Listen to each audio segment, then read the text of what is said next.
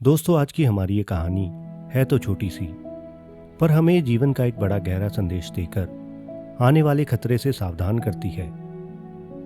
ये हमें सिखाती है कि जो दिखता है जरूरी नहीं कि ठीक वैसा ही हो। वीडियो बड़ी महत्वपूर्ण है, इसलिए इसे बड़े ध्यान से देखें, सुने और समझें। एक बार एक कबूतर और एक कबूतरी एक पेड़ की डाल पर बैठे थे। तभी कुछ दूरी से उन्हें एक आदमी अपनी ओर आता हुआ दिखाई दिया। चेहरे पर एक संतोष का भाव लिए वो व्यक्ति एक बड़ी धीमी चाल के साथ चल रहा था। अब उस व्यक्ति को देखकर कबूतरी के मन में कुछ शंका हुई और उसने कबूतर से कहा कि चलो जल्दी कहीं उड़ चलें, नहीं तो ये आदमी हमें मार डालेगा।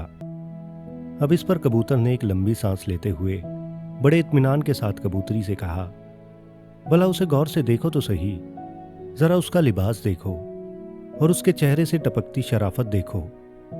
भला ये हमें क्या मारेगा? ये तो बिल्कुल कोई एक सज्जन पुरुष लग रहा है। उस कबूतर की बात सुनकर वो कबूतरी चुप हो गई और वो अपनी बातों में लग गए। अब जब वह आदमी उनके करीब आया तो अचानक से उसने अपने वस्त्रों के अंदर से एक चाकू निकाला और झट से उस कबूतर को मार दिया और उस बेचारे कबूतर के प्राण पखेरु उड़ गए। अब उस असहाय कबूतरी ने किसी तरह भागकर अपनी जान बचाई। अब अपने साथी की मौत से वो कबूतरी रोने और बिलखने लगी। उसके दुख का कोई ठिकाना न रहा और पल भर में ही उसका सारा संसार उजड़ गया। अब इस घटना के बाद वो कबूतरी रोती हुई अपनी फरियाद लेकर उस नगर के राजा के पास गई और राजा को उसने पूरी घटना बताई। राजा बड़ा दयालु था। उस कबूतरी की कहानी सुनकर उसका हृदय कष्ट से भर गया। राजा ने तुरंत अपने सैनिकों को उस शिकारी को पकड़कर लाने का आदेश दिया। अब सैनिकों द्वारा उस शिकारी को पकड़कर तुरंत उस दरबार में राजा के सामने लाया गया और शिकारी ने डर के कारण अपना जुर्म कबूल भी कर लिया। अब राजा ने उस कबूतरी को ही उस शिकारी को सजा देने का अधिकार दे दिया और उसे कहा कि जो भी सजा तुम इस शिकारी को देना चाहती हो दे सकती हो। तुम जो भी कहोगी उस पर तुरंत अमल किया जाएगा। कबूतरी ने बड़े दुखी मन से कहा कि हे राजन, मेरा जीवन साथी तो इस दुनिया से चला गया जो फिर कभी लौटकर वापस नहीं आएगा। इसलिए मेरे विचार से इस क्रूर शिकारी को बस इतनी सी सजा दी जानी चाहिए कि अगर वो शिकारी है तो उसे हर वक्त शिकारी का लिबास ही पहनना होगा, यानी उसे इस शराफत का लिबास उतारना होगा, क्योंकि शराफत का लिबास ओढ़कर धोखे से घिनौने काम करने वाले व्यक्ति सबसे बड़े नीच होते हैं। और इतना कहकर वो कबूतरी अपने आंसुओं को पोंछती हुई उस राज दरबार से चली गई।